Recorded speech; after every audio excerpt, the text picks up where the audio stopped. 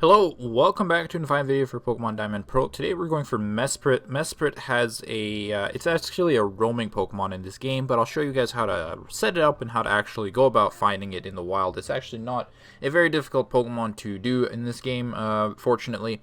So, in order to even start this, you do require to be at the part of the game where you have beaten Team Galactic. You have either encountered, beaten, or fainted the Dialga or Palkia of your game.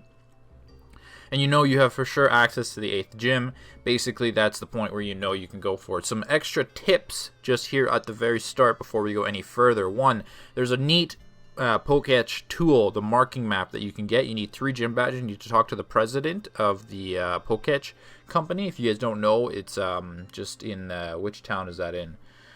It is in, it's in Jubilife City, and it's kind of upwards, and then you take a left on your way to Canalav. So anyway, you can get that. It's very helpful to show you kind of where Mesprit is on the map pretty easily. It's kind of like Gen 2 with the Pokedex for Entei and Raikou, but a little easier. So it can give you a bit of perspective. Second important piece of information, and this is the important one, you do want to have a Pokemon that's level 50 or lower, preferably above level 20, which has a speed of over 80. A speed stat of over 80. A good example would be the Uxie we caught a few videos ago. If you catch that, that's perfect for this. Just unfortunately, you won't have a Pokemon that can use status ailments, and you'll have to almost Master Ball it immediately. That's my game, but if you want to not Master Ball it, you'd have to get a Pokemon that can trap it from running away somehow, that can put it to sleep, paralyze it, false wipe it, something like that. But it'd have to be under the level of 50, but a speed stat of over 80. It's a little bit easier to do that. A lot of Pokemon in this game are pretty fast. It's much easier to do than in Gen 2 with Raikou. But yeah, so we're going to start in Twin Leaf City, back in our hometown. We're just going to head north. And you do want to put on a Repel, and you do want to have a Pokemon that knows Surf. Basic requirements across the board. We're going to Lake Verity right here. Anyway, with everything already done in the game, you're on your 8th gym. It's time to find the Pixies here. We've already found 2 of them pretty easily, so we're going to go about and finding the last one. And again, it does become a roaming Pokemon, so it is going to be a little bit more interesting. There we go. Now, I'm not sure if at what point you want to save to soft reset it. I can only assume it would be exactly at this point before you release it. I cannot confirm that. It'd be best to watch someone who's done a live shiny encounter of it. Trust me, watching those videos are a lot helpful to know how they do it. But I'm just going to go ahead and get this started. It shows up, and then it disappears. And then Professor Rowan shows up, and then he tells us to go chase it.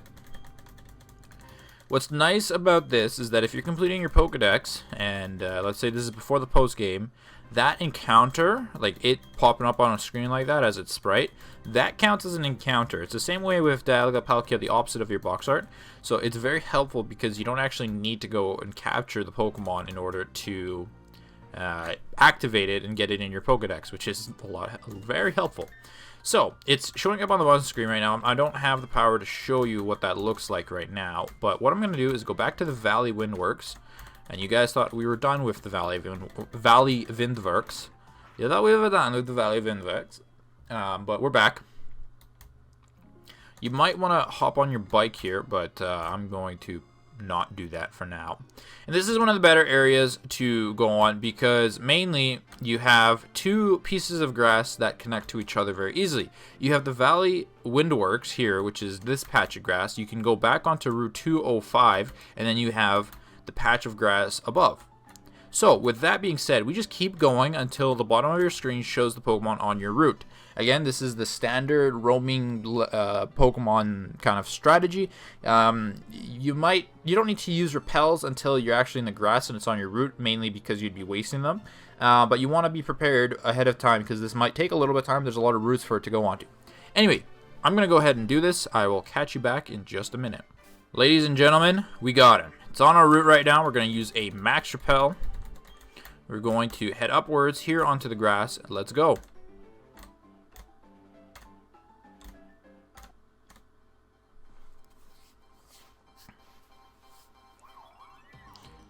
And the epic theme has gone again, but this time I will talk over it. That is how you find Mesprit. It really did take me like 2 minutes because you're honestly going back and forth on 2 tiles.